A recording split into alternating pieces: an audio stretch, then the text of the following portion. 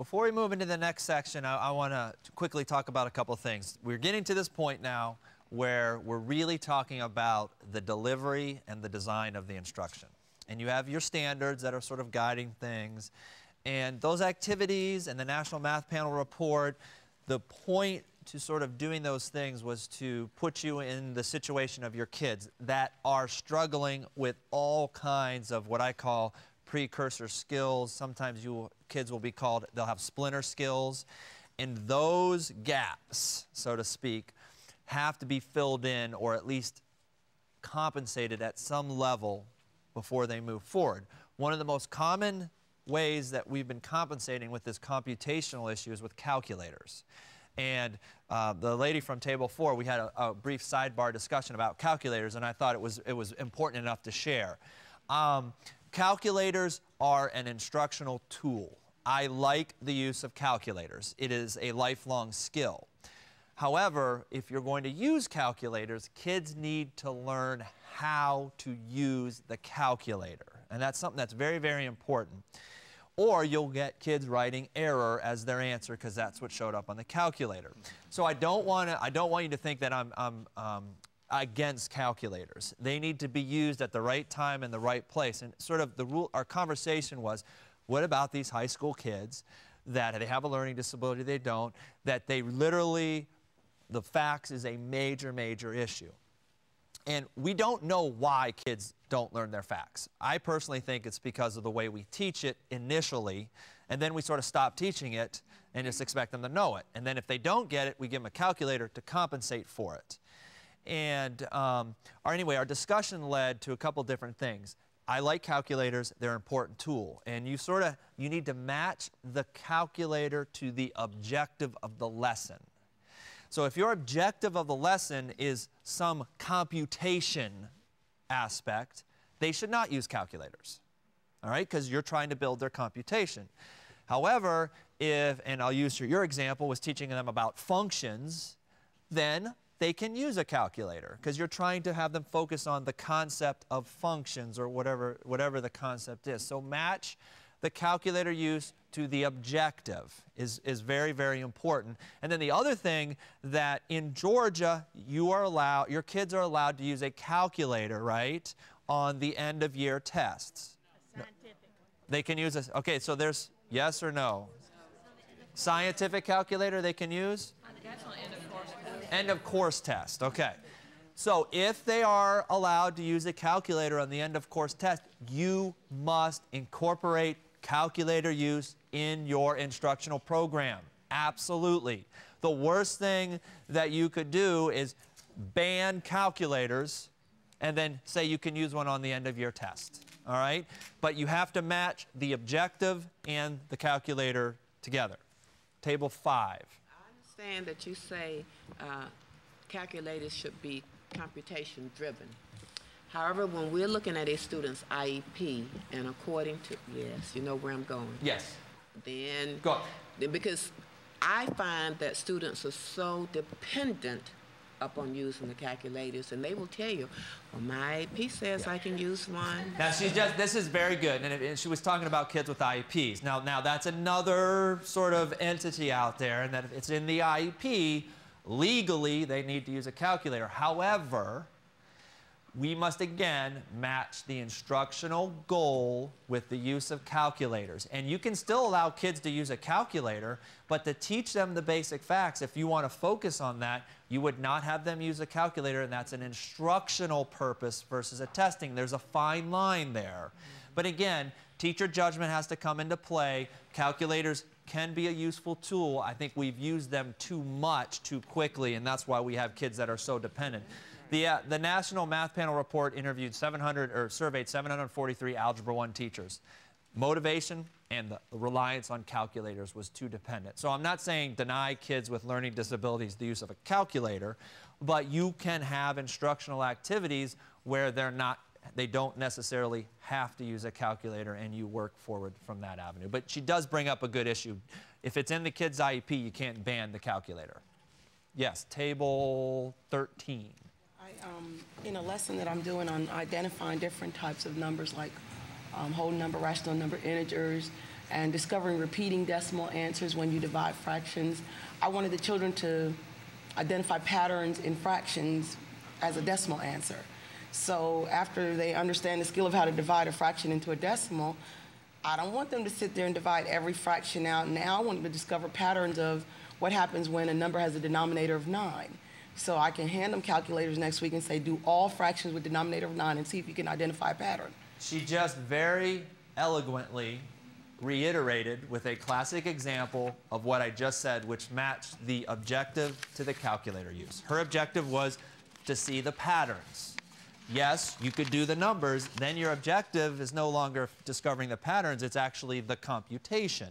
So that was a very excellent, I must say, example, which I will write down as soon as I'm done and use it later on, of how you match the calculator to the objective. And I don't want you going away thinking that I have communicated that basic facts is all there is to solve all the problems, because that's not. Or that calculator use should not be used. You just have to match it and so forth to the goal, taking into mind kids with IEPs and accommodation modifications that are specified on those. Yes, table 7. In answering to her question over there, you have an IEP, because all my students have IEPs. I'm doing resource math this year. And of course, I allow them to use the calculator. We were doing repeating decimals the other day. But then I also make them write the problem. They may use the calculator to arrive at the answer, but they have to show me the actual computation that is matched with there. So they are using it, but they're using it as a tool, and that way it reinforces what the calculator is doing. Yes, again, match the calculator to the objective. Now, as far as basic facts goes, and I'm really speaking to 6th, 7th, and 8th graders, the math panel report has listed some benchmarks. And we didn't get into this, but the benchmarks, by 5th grade, the benchmark is fluency, mastery, automaticity, whatever the word is that you choose, of addition, subtraction, multiplication, and division facts. All right? So what does this mean? If you have 6th graders that don't know those, your instructional program should try to address that. And generally, we're talking 10 to 15 minutes. No math lesson should be all about basic facts. That's one component, okay? So, we're not going to get too far into the basic facts, but it is a major issue. And all of you brought that up on your in that first activity. The question is, what are you going to do about it? And yes, you can give them a calculator, or you can try to teach that fluency, and that's something that can be done in as little as 10 to 15 minutes. Elementary teachers are now doing a concerted effort to teach these basic facts. I mean, one of the biggest problems is the curriculum. Now, I know Georgia is more standards-driven versus a textbook. Textbooks act as a supplement. Most elementary math books simply do not have enough time devoted to learning basic facts to mastery. And what they do have it's all at once. And the kids get overwhelmed, and there's an issue. However, they're doing a better job at that, and that's becoming an objective, so to speak, at elementary levels, which will eventually filter up. But if you're in the 6th, 7th, and 8th grade, you have kids coming to you, and the huge gap you're identifying is they don't know their basic skills. Well, we can talk about it forever, when to use a calculator, when not. Bottom line is, you should have a plan in place to help build those facts. And remember, it's not that they don't know them, it's that they don't know them to automaticity. And that's sort of what we need to look for. So, calculator, as was very eloquently described back there, match the objective to the use of the calculator, but keep in mind it's a tool, and the kids need to know how to learn that tool, or it'll sort of be useless in the long run. But very good comments, very good with kids with IEPs and so forth. Okay, now we're going to move on to this explicit and systematic instruction creature that we've sort of been talking about. And there's a lot of different definitions here. And we sort of talked about student-centered, teacher-centered. With direct instruction, or I'm sorry, explicit instruction, it falls under the umbrella where the teacher's the main communicator. The teacher is dictating what is happening in the classroom in a much more active role. And there's various definitions. I sort of like this, but the key words I want you to focus in are delivery and design. And those are the two things that we're going to talk about, delivery and design. Now, the design within the design, that includes curriculum and/or standards. In Georgia, you have very specific standards of what you need to teach.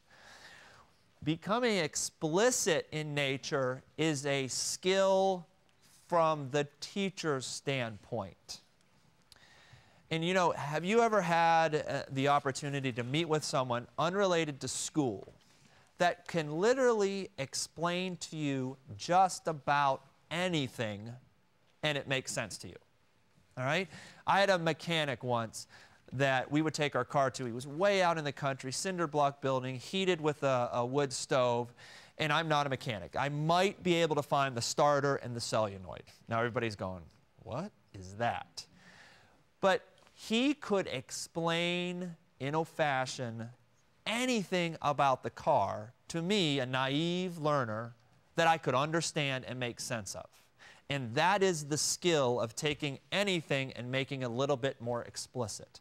Now, regardless of whether your standards are more for problem solving or application or computation, anything can be made explicit. It's simply the teacher making the student, providing levels of support, and demonstrating to the student what you want them to get to. So this is sort of a definition I like, but we're going to focus really on the delivery and the design. Now, you're going to see as I go through this, a lot of you are already doing this. Good teachers, now not good teachers in the sense of being good, but effective teachers, have a way of taking content and communicating that in a way kids can understand. But other terms that fall under the umbrella of explicit instruction: teacher-led, not teacher-lecture. All right, and I want to communicate that. This is not just lecturing, talking to the kids. It's highly interactive. Things that fall under this: old school words, direct instruction, mastery learning, precision teaching. Most of those are associated with special education kids. What the math panel report is saying, there's significant amounts of research that are sort of leading this, that all kids at some point need levels of explicitness in what they're trying to learn. Now, explicit for implicit. This is sort of the war that we've been over, whether it's student-centered or teacher-led. Student-centered, lots of things, inquiry, discovery, those types of activities. But what we're finding, again, now this is back in 2001. So we have the National Math Panel report that came out in 2008. We have the National Research Council in 2001. Kids need explicit instruction and lots of opportunities to apply to real-world problems. Another interesting report or piece of information that came out of the report was this whole idea of real-life problems. Now, you know, if you've looked at any textbooks, everything's real-life problems, right? If I look at another third-grade elementary or fourth-grade elementary book that talks about, you know, what's better to buy a house or rent a house for fourth graders, yes, those are real-world problems, but for a fourth grader, kind of questionable. What the report shows is that this whole idea of presenting everything in real-world context isn't necessarily supported in the research. Now, that's not to say it's bad, but what it says is how we've jumped to everything real world is not necessarily absolute, that some kids presenting it in the real world is a distractor. And you need to pull out the math concept, first teach it, and then show them how to apply it. That is the fine skill of teaching. And guidance, support, struggling.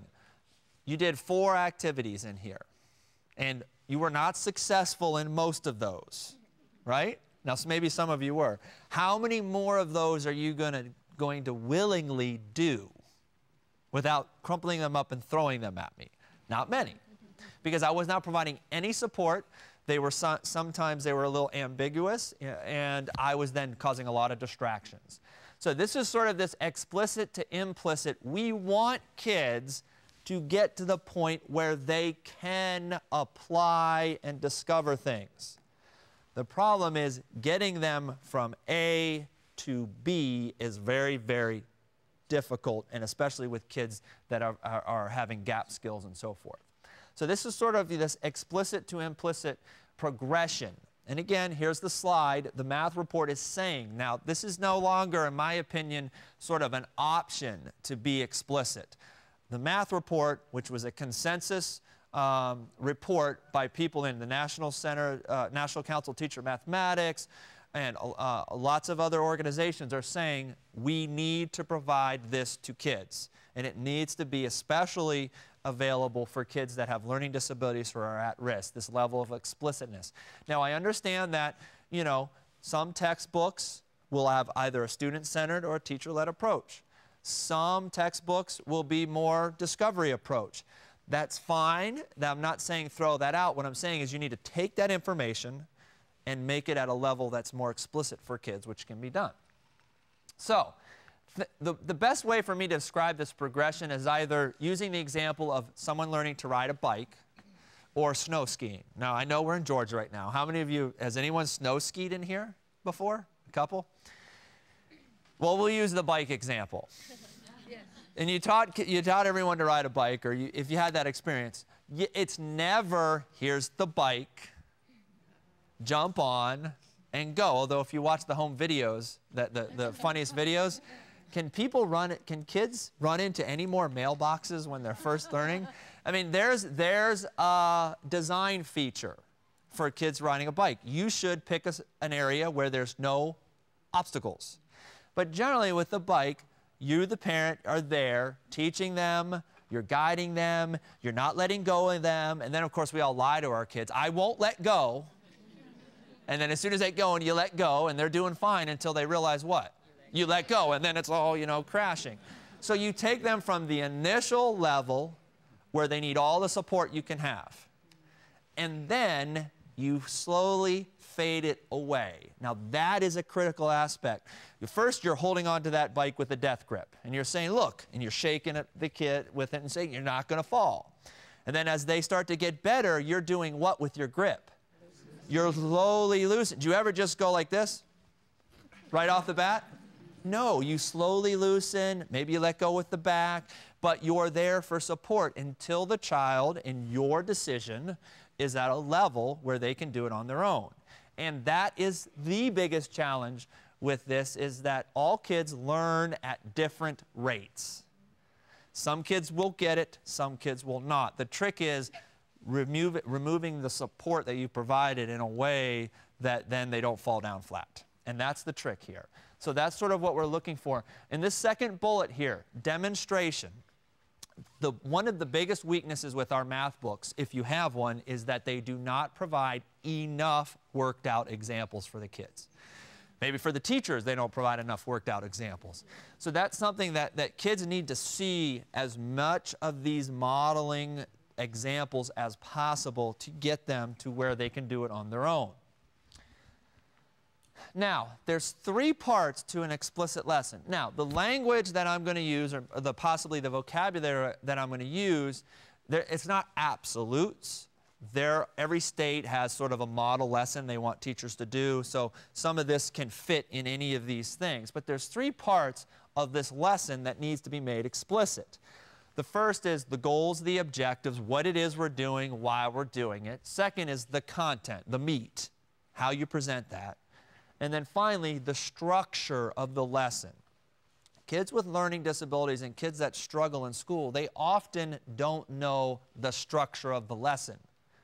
For example, if I said, yeah, you need to know these 3 points on your way out to get lunch for today. Most of us in here are going to do what?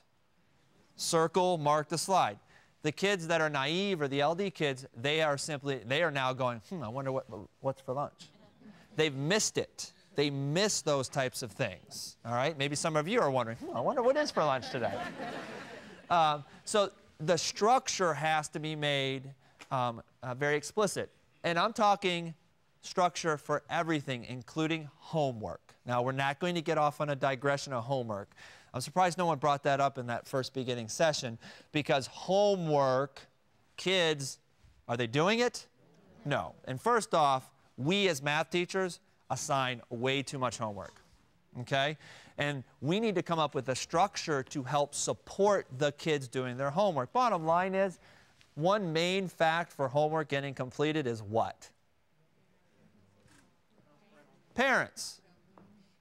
If you send homework or problems home that the kid really can't do on their own, the chances of that homework getting done are slim to none. So there needs to be some structures in place to help kids do their homework. And it's something that, you know, that's a challenge. Even with the gifted kids, all right? They were doing their homework on the bus. So what I'm going to do now is get into exactly sort of these are the things that we need to sort of consider. And that is, expectations are clear. We must expect our kids to learn and no longer allow them just not to do homework, not to do anything. A school I was visiting had no zeros. And I don't know if anyone has this. There's no zeros, all right? If they didn't do their homework, they had to do it. They would not accept not doing the homework. And there were policies in place. Now, I'm not saying this is what you need to do, but there were policies in place to get the kids to do their homework or do their activities. But zero was not an option in this school. But having clear expectations for the students and how they are going to accomplish this. All right? This is something important. Lack of motivation. One major reason kids drop out of school is they feel that no one cares. Okay? So they need to say, okay, these are our high expectations that we have in Georgia with all these standards. How are you as a math teacher going to help me meet these? And we want a predictable structure. Now, how many of you ever heard a child say, it's more in elementary school, but, you know, I didn't take my medicine today, so I don't have to behave. And everybody's going, oh, man, You've all said exactly the same thing. I didn't get my coffee yet. Don't talk to me, all right? We like structure. So do kids, especially kids that struggle in learning. They need to know the structure of everything, what they need to do if they don't, or if they have a question, they can't do it, they can't find their homework, they can't, all of these types of things. There needs to be a very specific structure that allows the kids to be comfortable in what they're doing. Now, this is where, in my opinion, the best of the best teachers that I've ever had, they were excellent communicators. Being able to communicate things down to the kids. In math, this becomes challenging for us because we are what? Good in math. And therefore, we tend to sort of condense things versus breaking them apart to get them to where we need them to be. But we want clear, accurate, and lots of examples and demonstrations. And one easy trick, usually in this area, most math teachers do a decent number of demonstrations. When you're demonstrating something at the board, writing it down at the board, generally what are your kids doing if they're on task? They're writing what you're writing, and you're explaining it, and they're writing what they're writing, right? What are they paying attention to? What they're writing in terms of the numbers, and what are they missing? The most important aspect of it. So initially in these demonstrations, they should not be writing stuff down. That is a distractor, okay? The same holds true with manipulatives. If you have manipulatives or if you have calculators, you're doing something on a calculator, the kids are immediately trying to do what? Focus on what it is that they're doing, not why they're doing it.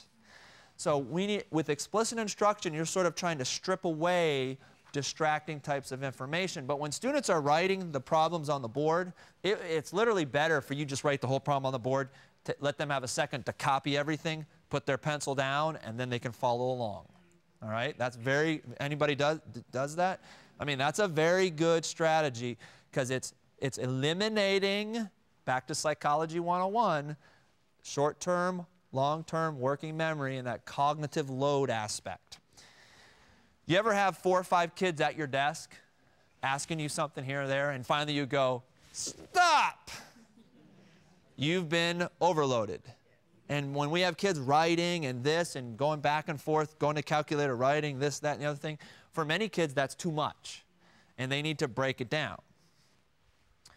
And then finally, good teachers are able to specifically define the skill. Now, this is going beyond standards. Standards will outline something, but finding out exactly what that skill is, defining it for the kids and presenting it in small steps.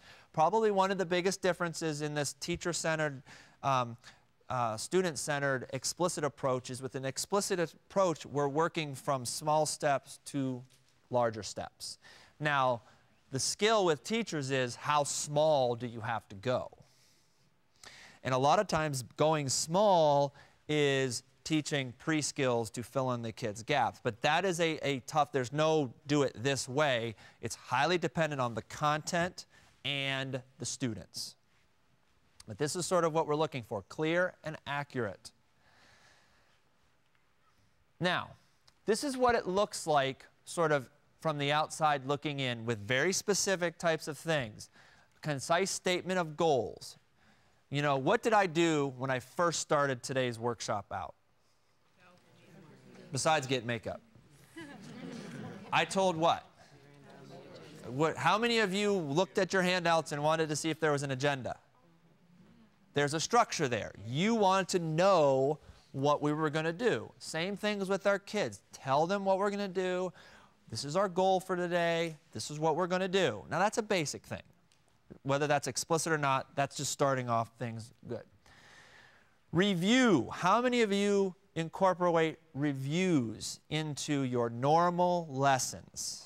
All right, now this can take the form in many different aspects where you put a couple problems on the board that are relevant to what you're going to do, go over a couple of things, but short review of prerequisite and or previous skills is essential.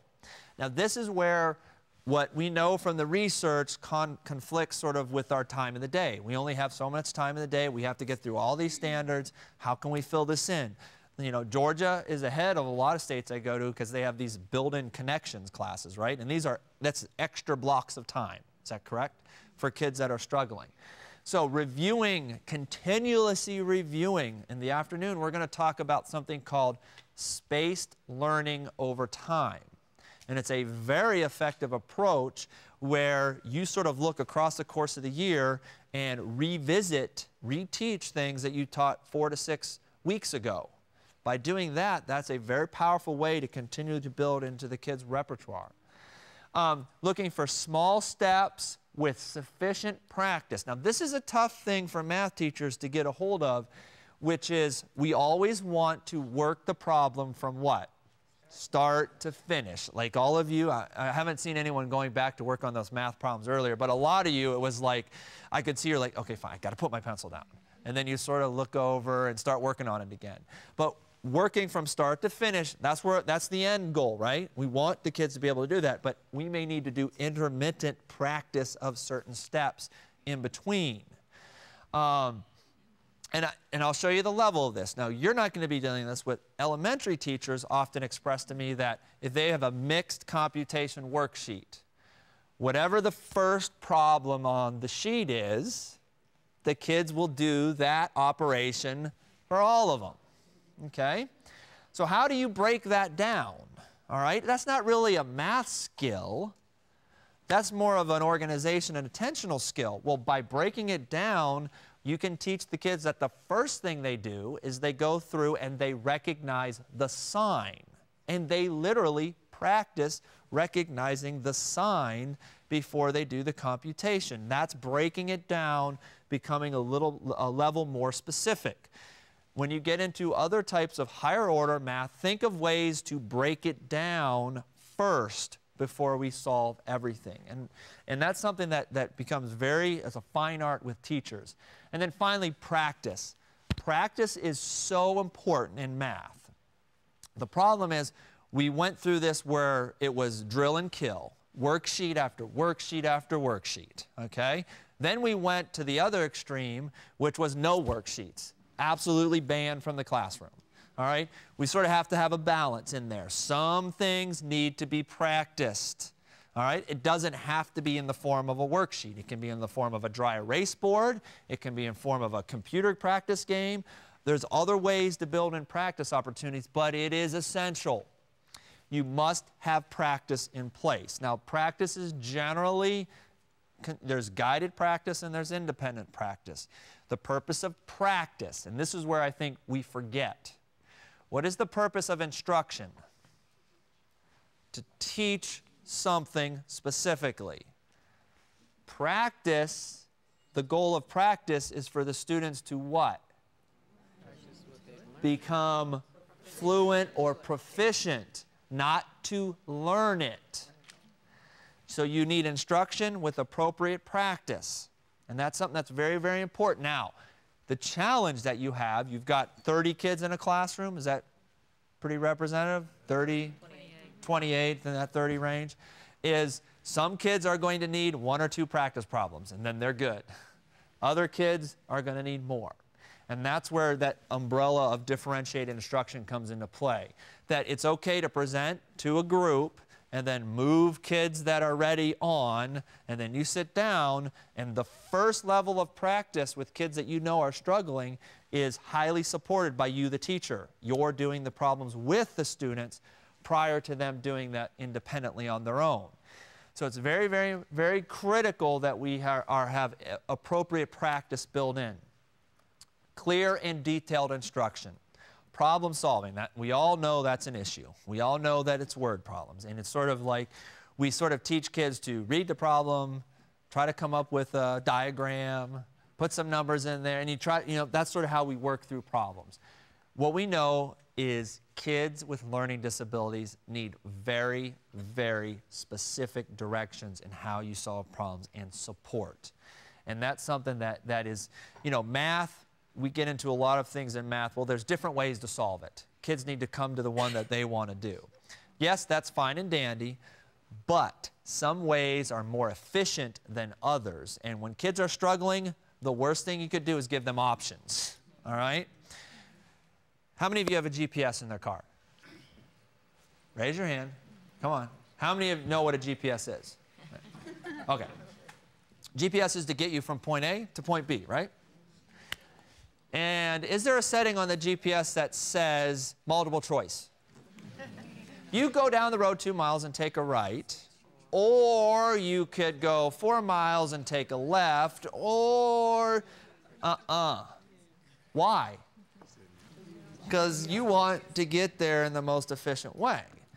So with our kids, very efficient, show them, give them explicit details of how they get there. Once they can get there and revisit it, then you can get into exploring different ways to get there.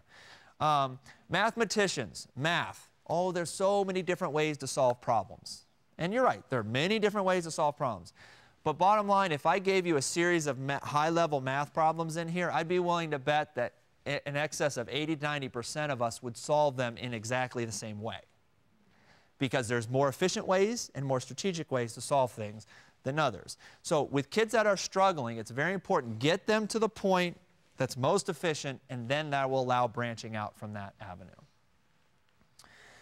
Some other things, active practice with the kids.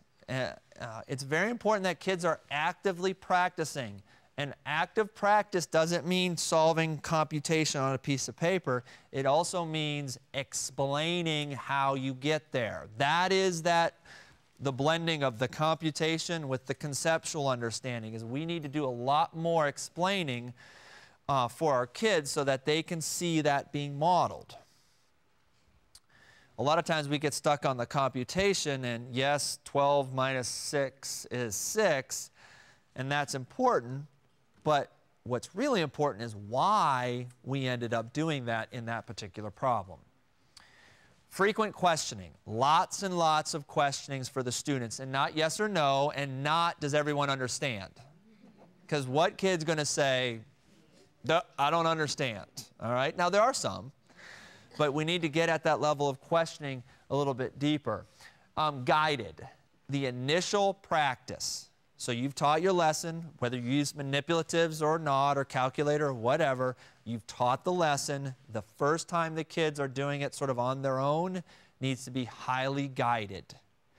If you can catch the errors at that stage, What that child needs is more instruction, not practice. And that's something that's very, very important here is in that initial stage, if you've got a group of kids that are making a lot of mistakes, you need to go back and do more modeling, more examples until they're ready and firmed up to move forward.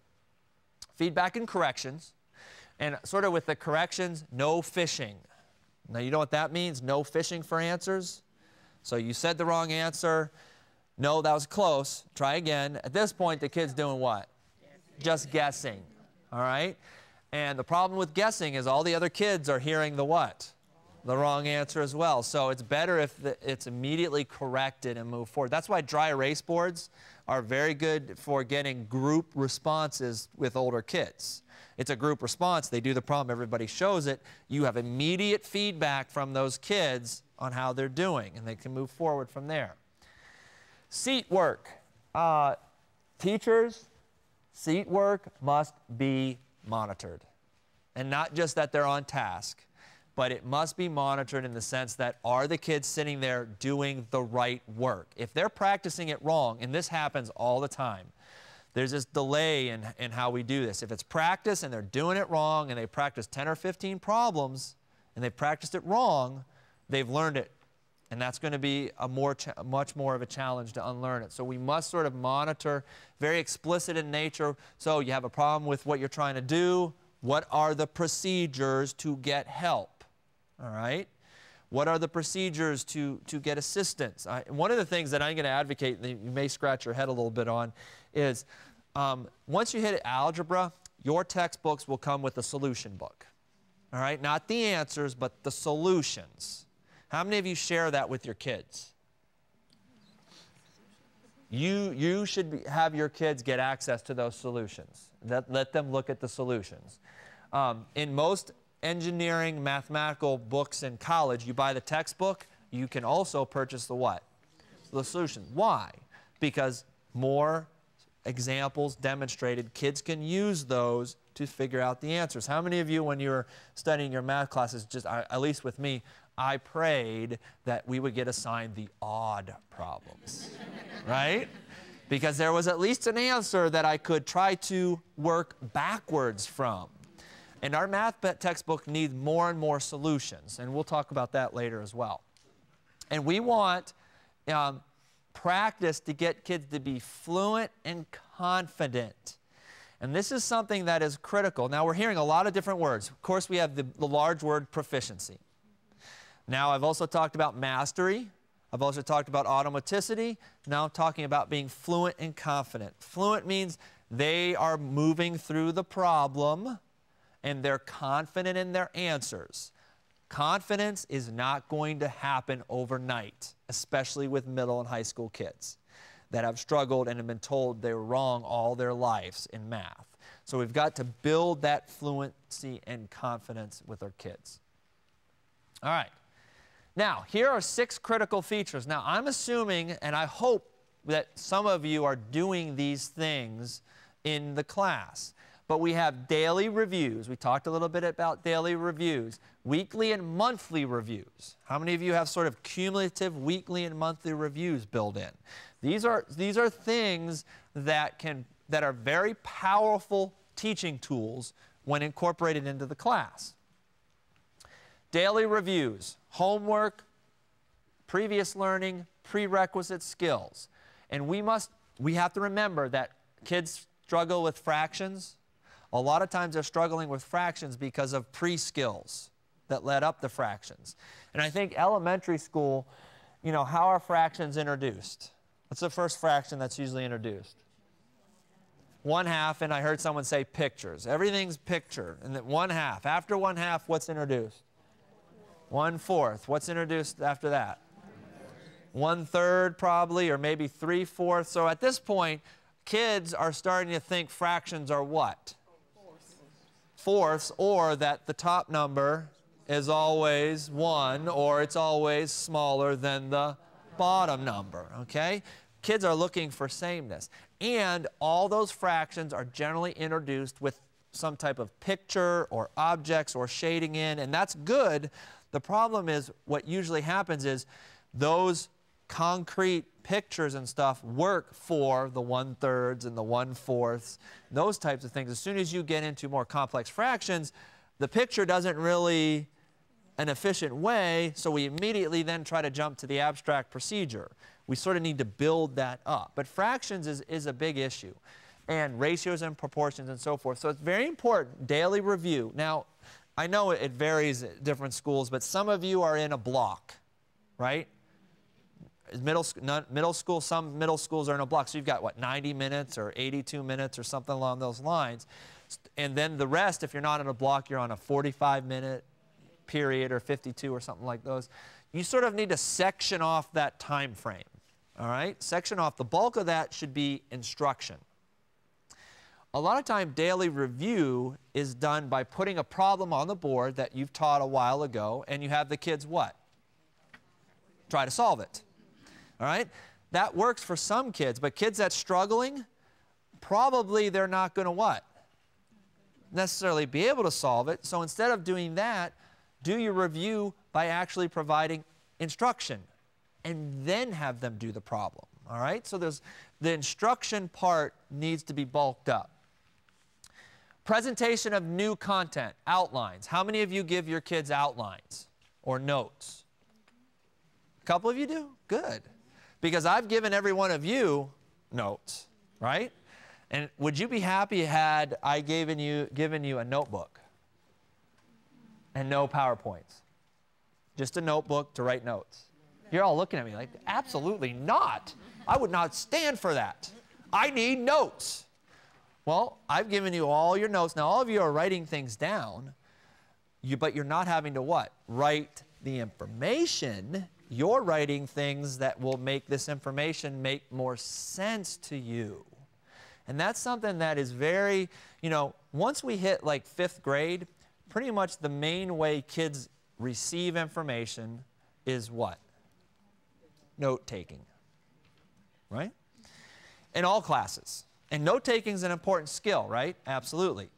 Here's what we know about kids with learning disabilities when they take notes. The first stage of notes is the initial encoding of information. You're all learning something when you make notes.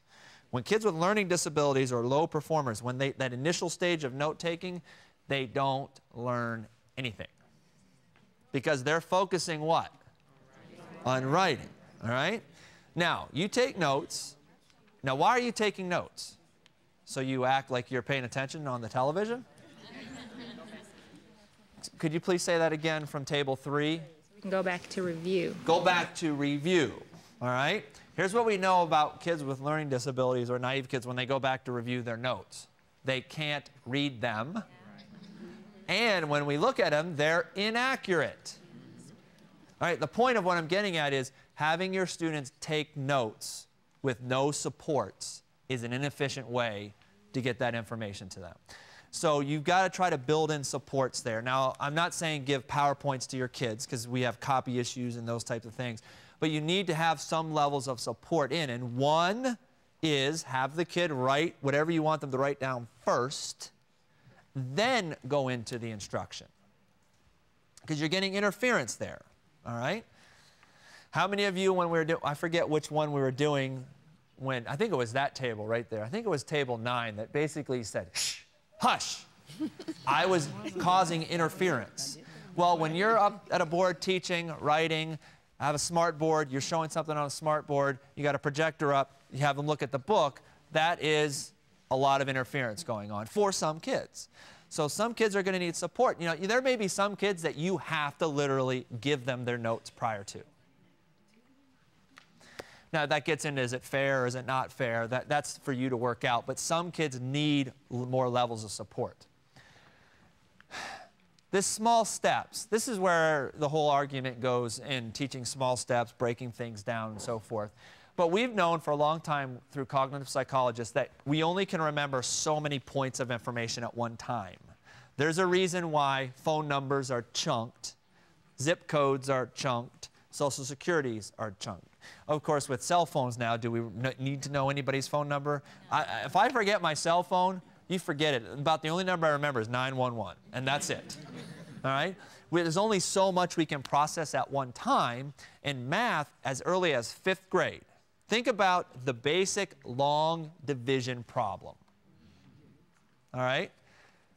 First off, you have to multiply is the first thing you have to do in a long division. Then you have to subtract. And all those times you have to remember all these procedures. You have to carry, do all these different things. We're already a multi-step problem as early as long division. So we have to break things down for some of our kids. And some of our kids, it's literally one step and stop. Let's see what we did. Let's talk about that. And then let's move into those other steps. Breaking it down is highly dependent upon the content as well as the kids that you have in your classroom. Lots of questioning and answering as much as possible. That's why I really like dry erase boards, going to the board, any of those types of things where you're getting immediate feedback on how that kid is performing. Procedures. They need to be explicitly modeled, all right? If we're going to work with solving the intersection of two lines, and the first step is that they need to put the equation into slope-intercept form, or they need to do whatever it is. You have to model that for them, and they have to see it. They don't pick up on lots of things sort of implicitly. Now, I need everyone to look right at me. I want no change. Everyone's looking right at me. Okay. How many cameras are in this room? Don't look around. 3, 4...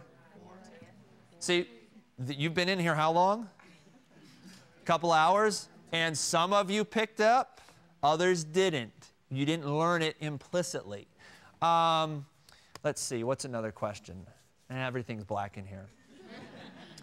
All right, but kids need to see things. They will not pick up on things. A good example is, you know, a rule of thumb, a steadfast rule. I haven't found this in any textbook ever written down. But basically, when you're solving an algebraic problem, what's the #1 rule that you have to apply before you even start the problem? No. What? No. Lower than that. Start the problem in a way that you won't end up with a negative number. All right? You do not want to have a negative x equals something. Oh, because then you've got to do one more step. Right? Strategically, that's no math, hard, fast rule. We can all handle negative numbers, but when we solve a problem, we're strategically trying to eliminate steps as we solve it. Kids with learning disabilities don't pick that up. And kids that struggle, they don't pick up the strategic part of solving math problems.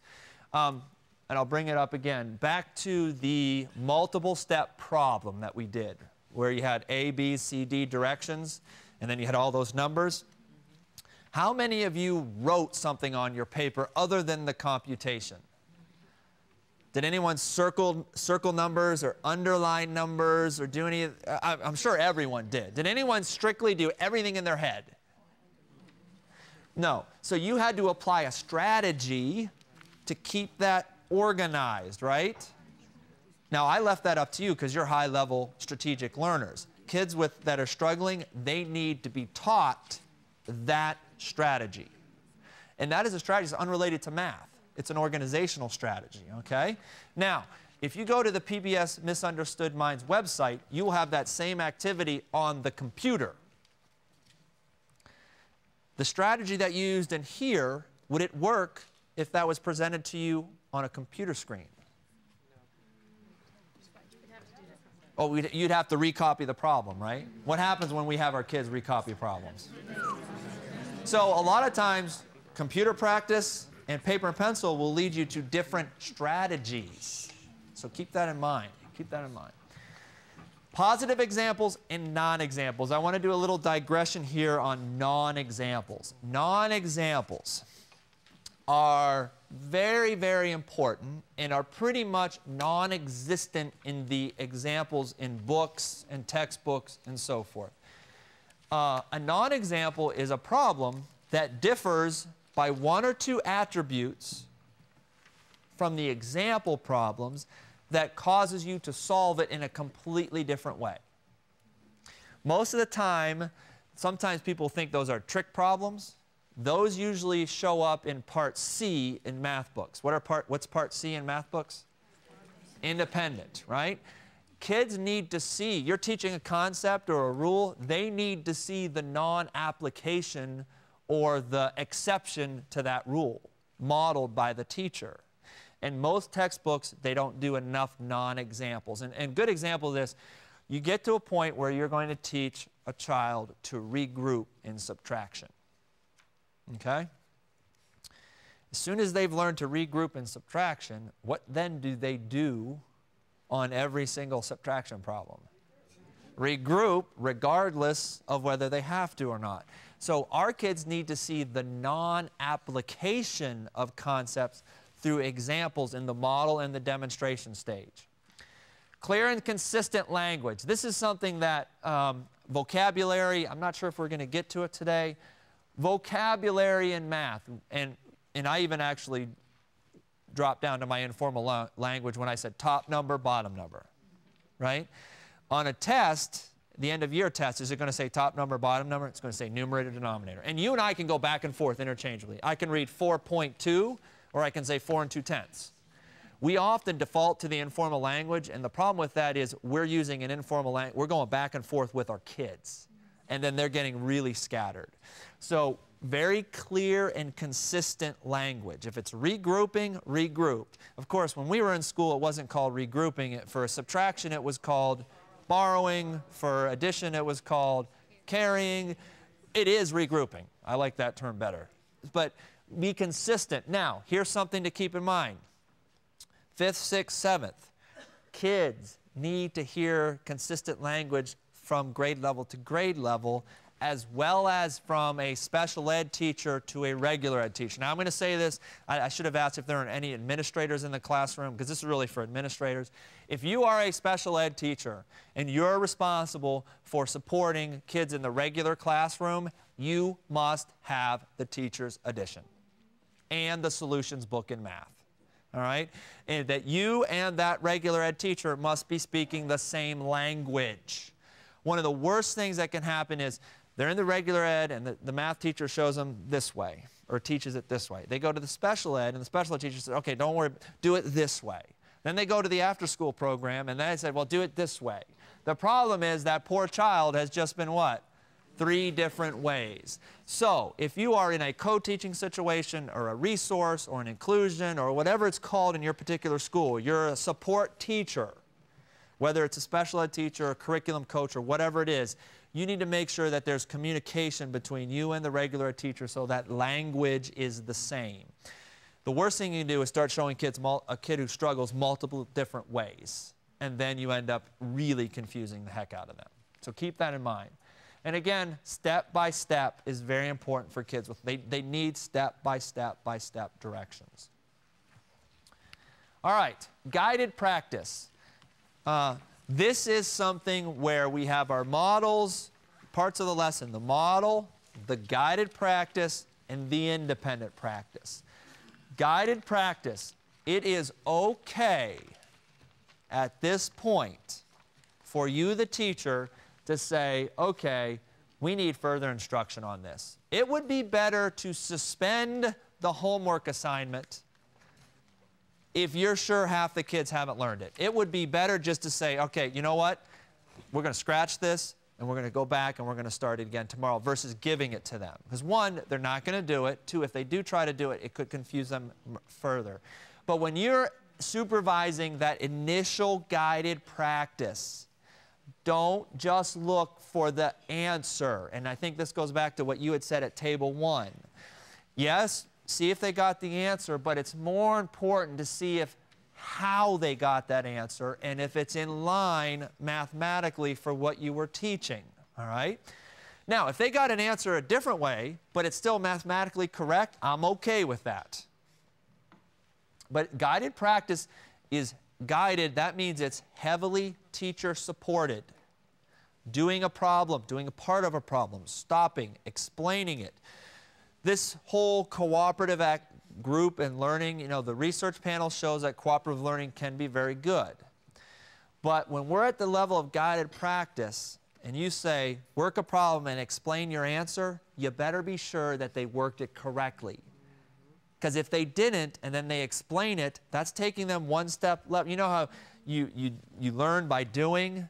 You really learn by teaching. That's what you're getting at. And I'm good with that, but there needs to be some support there to make sure that the kids are doing it correctly first. Here's a good way to handle that. The first time is guided practice. The kids have the worked out problem. It's already worked out. Now, get with a partner and explain how those steps were solved.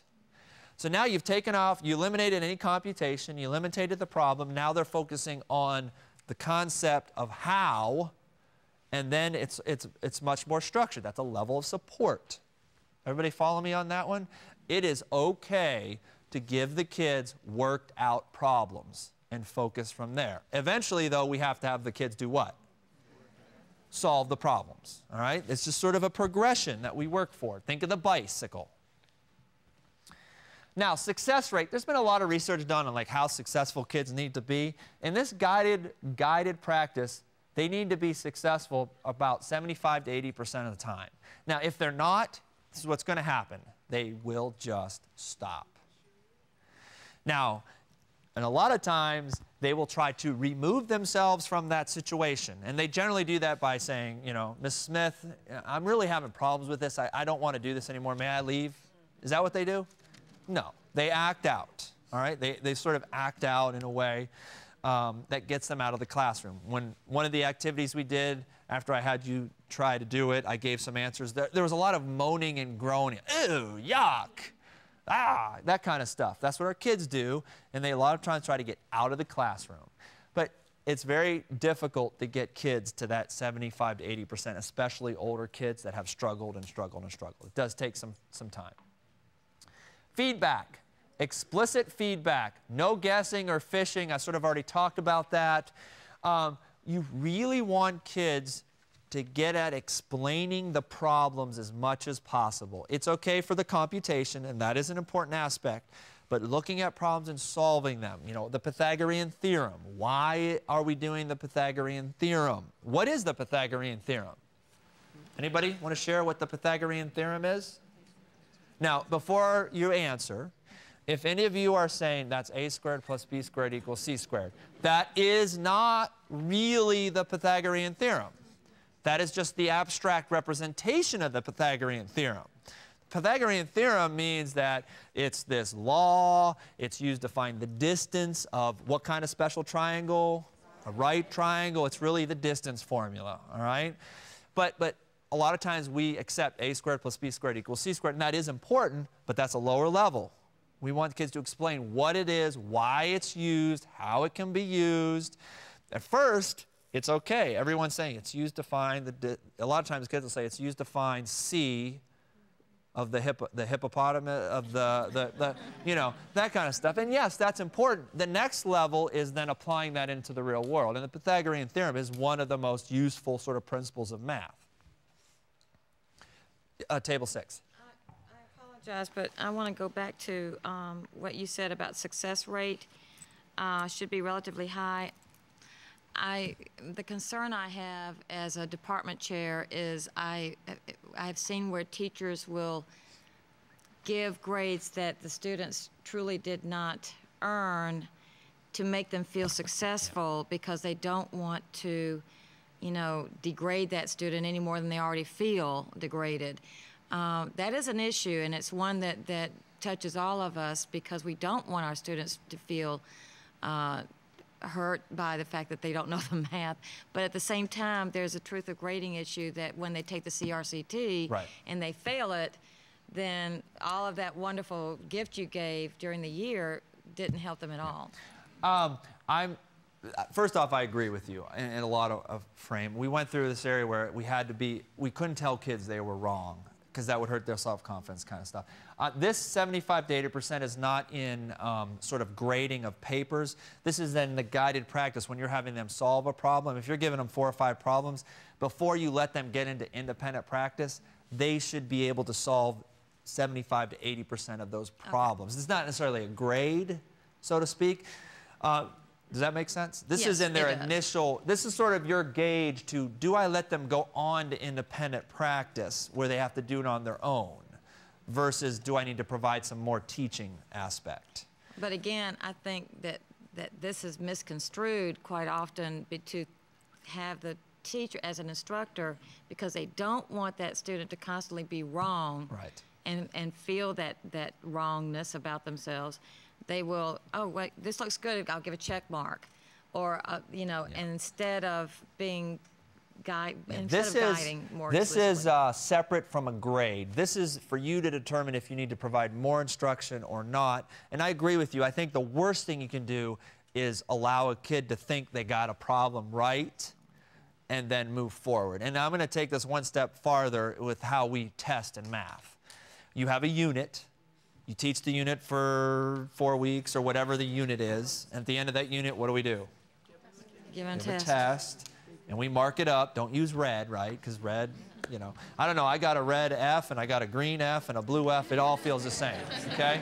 And I was one who, I almost failed algebra. I almost failed my first algebra. Math, I would never say I'm a genius in math. I had to work for it. And I almost failed algebra. So, but, you know, we teach for the week, for the month, or whatever it is. We test. We mark up their papers. We give it back. What do? We go to the next unit. And that is probably one of the reasons where we're at in middle school and high school. Now, with me saying that, I fully recognize the day-to-day challenges you have. Principals want you on this day, on this, and department. And I recognize those challenges, but we sort of have to sort of come to grips that if half the class got 60s on this and they really don't understand it and it was a good test, then we've got to somehow build in some instruction on those important skills. And I mean, that's sort of that fine line that I don't really have an answer to, but I think that's where the math panel is saying we need to streamline at an earlier grade level, teach thoroughly, more better, I like to call it, more better instruction. I know that we're math teachers, so I don't have to worry about English in here. You know, but I agree with you that we have to do a better job of that. And I think, you know, if the kids miss it, they should be told it's missed. However, that should be followed by what? More instruction, not more practice. And I think that's where we get in. You missed this problem, here's 10 more. Instruction, then get into practice. Table 13. Slide that you have on looking at errors, I think it comes after. Is that the one? Errors. Looking at errors in the, yeah, right there. Do you think it's suggested that the kids look at each other's errors? Like if you're giving guided practice, because I've done it a couple of times in the classroom and I thought it was good because kids do the work differently. Like I send one student up and they solve it one way and another student, and they'll immediately say it's wrong. And I'm like, no, it's just a different approach. Or it could be wrong. And I'm like, well, what's wrong with it? And tendencies that I would pick the mistake out. Do you think it's okay to allow the children to find it? My inner instructional design from a learning disability kind of cringes with that. But the way you presented that, it's all dependent upon the kid. If a child can look at a problem and say that's not right, then they know what's wrong, what the right way is. Kids with learning, kids that are struggling with something that haven't got it yet, I would be very reluctant to show them the wrong way initially. Does that make sense? I would not want them to look at something that was wrong for naive learners.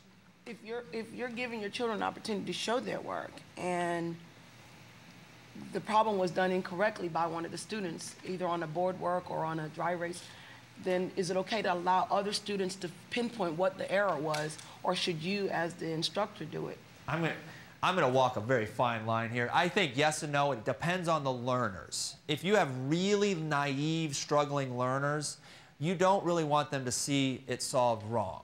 If you're at a stage where they're doing it independently and they're solving it and they're doing it in different ways, and you have a student that looks at it, in order for a student to tell that's wrong, they must know the right way first. So I'm not saying yes or no. I think it's highly dependent upon your kids. As a teacher, I don't think we should ever have kids solve a problem wrong. And I know that's not what you're saying, solve a problem wrong, but I think it depends on the kids. Real naive kids need to see it right as much as possible. But I think that's a good way to turn it into a very teaching moment in the sense of getting at why they solved it that way, what could be some of the problems, but that's more of higher level. Does that make sense? Yeah, okay. That's a good question. Good question. Errors. Here's what, and this is something that I love. Okay, I used to stay at home when I was doing my dissertation on the weekend evenings and read everything I could find about students' errors and error patterns. And my whole dissertation was on error patterns. And what we found with error patterns is kids make systematic errors. Not all, but they make a lot of systematic errors. Now, no fishing around is sort of verbal answers, but you at some level, really good teachers are doing what I call error analysis at some point, whether it's on homework or tests, and they're trying to figure out what it is the student is making, how they're making the error. Then from that, they then try to reteach that specific error. It's very labor intensive to do error analysis. It takes a lot of time. However, the benefits can be huge if you can find where the error is. Now, there's whole arguments about conceptual errors, procedural errors, those types of things. But bottom line is, if kids are making mistakes consistently, they need to be retaught where they're making the mistake. And you it will be worked out. And they need lots of times additional instruction. Now, with this whole thing of reteaching and taking tests and going back and reteaching, that doesn't mean you delay moving on to the next unit. That means you have your 45-minute class period or your 90-minute block that you realize this concept from this test was a major problem. This is a big idea, and it's important. So then maybe over the next week you do mini lessons, 10 to 15 mini lessons, or you find something on a computer software or peer activities or something along those lines to help fill that in, but at the same time you're still kind of teaching other things. What is very unique about math is the teaching the other things usually what? Relies on what was taught before, all right? And that's something that is very, very tricky in math when you can move on. And remember, some things have a higher priority than others, and you've got to focus on those ones that have the highest priority and sort of tend to revisit those. But again, this is where the art of teaching comes into play. And you know, this is something where department heads and math departments at schools need to be very familiar with their standards, their curriculum, and their students' performance. Not necessarily on the end of grade test, but where are we seeing weaknesses in our kids' performance in similar areas year after year after year?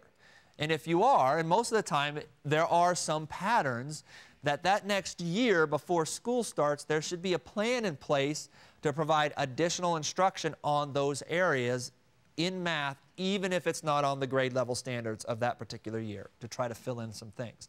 So some of this is right at the teacher level, others more at the department level, state level, and so forth. But really, I'm a firm advocate of using your data, and that if you're seeing large categories of weaknesses, you need to address that as necessary. All right, very good. Proficiency, independent practice. We sort of we've talked a little bit about this. The purpose of independent practice is for the kids to become more fluent and confident and should require little additional instruction. Now, I don't know what your homework policies are. The research on homework basically for high school kids, no more than 90 minutes across every class. All right, and I assigned way too much homework when I was a math teacher. I mean, I know that I probably should find half the kids that I taught my first 2 years and write them letter of apologies. I mean, I think that's sort of a natural progression. The things that I was doing back then, if I knew now, if I knew then what I know now, I would have been a far better teacher. And you know, we all operate in a system. This is accepted practices. One of the things I'm going to talk about is a better way to do homework. And if there's anything that you leave with, not that this other stuff isn't important, there's one that I got really excited about that really should be immediately implemented. But independent practice, it has to be of little additional instruction. They need little additional instruction because they may or may not have it at home. I'm the oldest of 8 kids, 5 boys, 3 girls. My mother brags I don't know if it's bragging, that she completed Algebra 1, Algebra 2, and Geometry 8 times. Because when we had a problem, who helped us? The mother. Even though my father was better at math, according to my mom, there was someone there to help us. If your purpose of homework is to have the kids get better, and you know that parents have a big impact on the homework, and you have kids that don't have any support at home, then sticking with that is a flawed strategy. All right? Flawed strategy. And we need to come up, that doesn't mean chuck it out, but it needs to come up with other things. I know there's this huge push to start paying kids for going to school, doing homework. Hey, I'm not making judgment. If it works, consider it. And you know, well, we didn't need it. Well, a lot of us probably had parents that said, this is important, you will do it. And if that's not the case with your kids, then we've got to come up with other avenues there to better pursue that.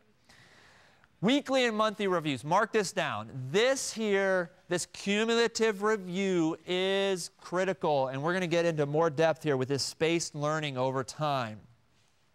And I have an activity we're going to do.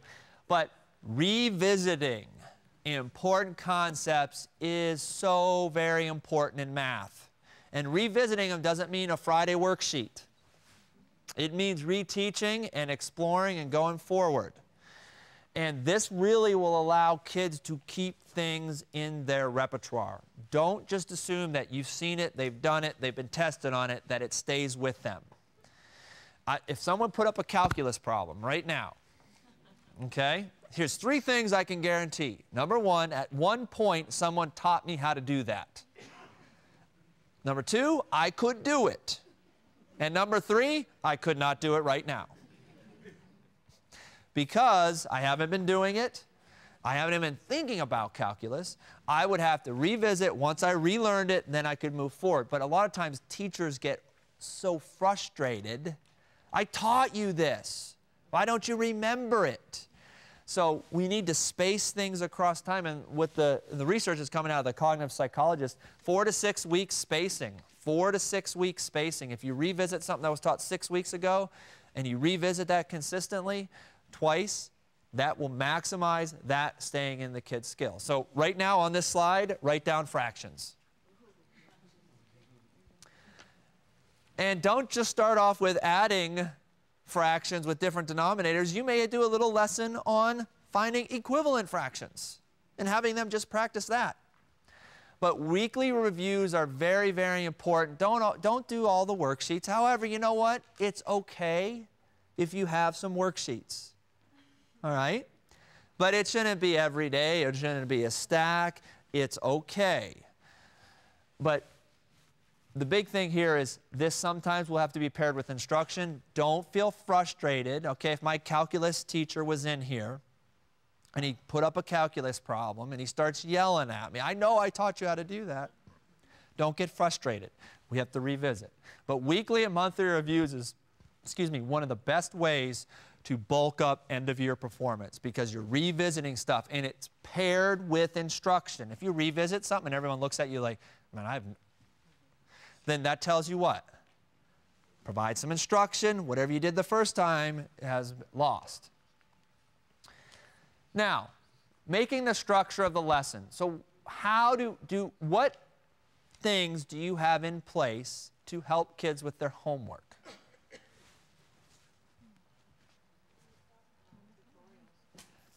Tutorials? What is that? After school or before school? Okay, so there's some time set aside. All right, so if the kids don't get homework, they get to that homework there. Anyone else have any? What is structure to help with homework? Worked out examples on the top of the worksheet page sometimes. Worked out examples on the top of the worksheet page. More models, more examples. These are the things that you have to sort of try to put in place. A teacher I work with, or not I work with, but a school I've been to, she says that every one of her homework problems is solved, scanned, and accessible online by her kids through her district website. All right? Now, do the kids have internet access? Those types of things, but they're putting it on there. Now, one of the things with internet access, 80 to 90% of kids have it. And the ones that don't know where to get it. All right, so that's not always the case, but having things up and available for kids to help with homework. The purpose of homework is, one, to get the right answer, but more importantly, to firm up, become fluent, become confident in what you're going to do. Presentation of new content. What supports do you have in place for kids if they didn't learn it the first time? There's connections, there's tutorials. Can they come to you before lunch, after lunch, before school, after school? What are the supports that you have in place? Make a structure. Do your kids bring pencils to school every day? Here is one surefire way to cure that. Go to Walmart or Kmart or whatever store and buy a box of golf pencils without the erasers. Put them there. I've quite literally seen, I don't have a pencil, Mr. R. Okay, they're over there. Goes over there, puts it back, goes over to their book bag and pulls out their pencil. Okay? They hate writing with those golf pencils. Okay? So, there's a quick and easy, surefire way, all right? Do you want to have the battle about them bringing pencils or not? Okay, have that battle. Pick and choose. Yes, we're building responsibility, whatever. Pick and choose your battles. But, there should be structures to these things that are in place. Do kids know where they need to go to get the homework? Now, you may have these tutorials, these after school, these types of things in place. Do the kids know it? Do the parents know it? These are the things. Do they take advantage of this? Is there any reward for them to do these types of things? Not monetary rewards, but is there rewards for these things? Encouragement. Remember, if a kid comes to you because they can't do something, they're basically, that's not a positive. I can't do this, I need help. So it needs to be positive. It's okay to make errors. It's part of learning. But making the structure very explicit. Now, we have about 10 minutes. And what I want to do, we're going to do this for about 10 minutes, and we're going to break. I want you right now on your tables, and I'm pretty sure most of you are positioned by schools. Did you all know each other when you came? Well, if you're not, introduce yourselves. But just talk about, we went through a whole bunch of characteristics there of what explicitness instruction is. 6 characteristics, how we are doing things more explicit, breaking things down. I'd like you to talk right now, 10 minutes before we break for lunch. What are the things that your school district or your classroom are already doing that sort of fall in these categories of explicit instruction, and sort of think of things that you can do better. We're going to take 10 minutes at this break to talk about this, and we'll discuss it after lunch. You know what? This year is the first year I have put in an error analysis sheet with their resubmits. I have a sheet that has various reasons already in place, and then another where the kids have to choose what happened to the problem they missed, and they get full credit back if they have this sheet filled out and signed, and then they have to, on a separate sheet of paper, write the problem down and correct it, hopefully learning from where they teach. I'm special ed now. I was gen ed, now I'm special ed. So. Okay, so what are we doing already that has to do with I think the review, y'all put together those homeworks for the review aspect of it. That's good. And we've changed it a little bit this year. Like last year, we gave them 10. Talking about explicit instruction. So I would say both teachers and students are involved in that, as well as administration, right? We don't want to get into student-centered versus teacher-led. We want to look at the kids and the content and then make that decision from that point forward. In my opinion, all instruction is student-centered. And I think that's a very good point, that we should focus on the kids and hopefully not be in a conflict of this approach versus that approach as far as really looking at how the kids are doing. And then you can pull the ones that didn't understand and do your small group activity, or pair them with, the ones that have it and the ones that don't. So that would work well, so those cards. Putting some cards and doing that to help. Work to review the homework at the very beginning of class after the opening. So I thought that was helpful. How do you all do homework? Do you And I'm thinking about that. I guess my thing is how to structure my time to, so if I do the warm-up 10 minutes, we do our review 10 minutes, and we do, with our homework, it just depends. I may just, go by and just kind of look, you got your homework, okay, got your homework. And then I'll pick a few problems to do, on the board or whatever, or, have them go up, do number 3 or that type of thing. I guess my thing is just pretty much the student keeps it. Yeah, and we keep it in the classroom. No, it stays home. Okay. Because if it went home, it would not return. Okay. As I was walking around, lots of really, really good discussion. I can see a lot of things you're doing already in place. There's a lot of things I think that we can improve upon, and I think that's really what makes us a profession, and that is always striving to try to do things better. Okay, it's not that we're doing it wrong, try to do things better. And lots of good discussion, lots of good things already taking place, which is very exciting. And trust me, I see a lot of different states and what they're doing in their states. So what we're going to do now is we're going to break for lunch. We'll pick up on this after we get back for lunch and share some of the aspects that we were discussing, and then we'll move forward into scaffolding instruction and 5 recommendations to better structure your instructional time and study of your students. Okay?